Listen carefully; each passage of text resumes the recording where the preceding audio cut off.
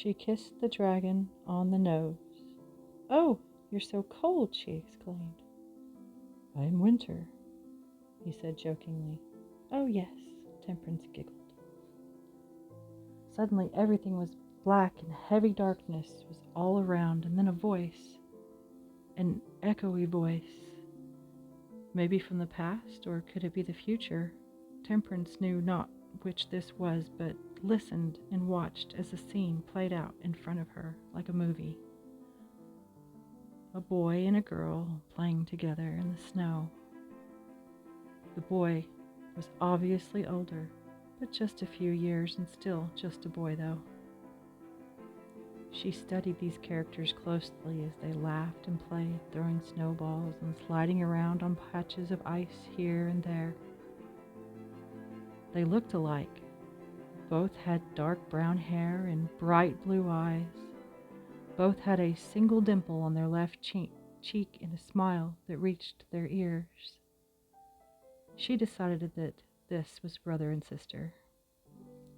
They ran and played through the woods till they reached the frozen pond, and they sat on a snowbank and put on their makeshift ice skates that were obviously homemade.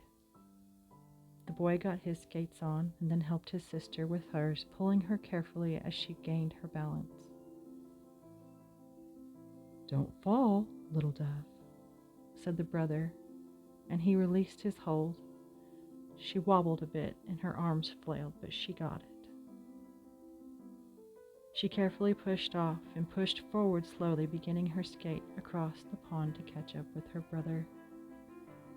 Temperance could hear them speaking in echoey tones, but the words were fleeting and the scene she was watching began to fade. "Wait!" She heard the girl call the boy something. It was so distant and echoed so much that there was no way to hear. "Wait!" she cried aloud again, and as she blinked it all disappeared. She was still in the woods, but it was getting darker now. And when she turned, she saw a broken down house. It was small and obviously abandoned. "Winter?" she called softly. She spotted him sitting on a low branch. "What just happened? Did you see that?" she asked. "See what?" asked Winter. "I know not the workings of your mind and your eyes, but trust what you see to be the truth." "I saw a girl," she started to say. "There was a boy and he looked..." She trailed off and thought. "Looked familiar?" Winter finished her sentence. "Do I know them? The boy and the girl? Were we friends? Why do I see these things?" "You know the answers, you just have to search your heart," he told her. "Is this where they live? Is this their home? They can't still be inside. This place is a wreck. Winter, do you know if they're still here?" asked Temperance. Winter answered, "Your answer awaits you inside." "Inside?"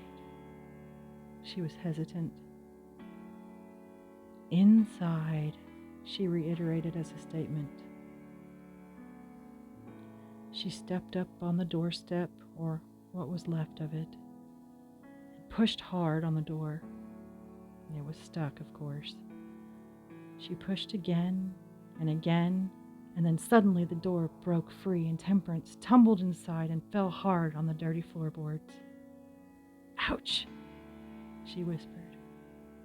And then she opened her eyes and saw that she was nose to nose with a little bear.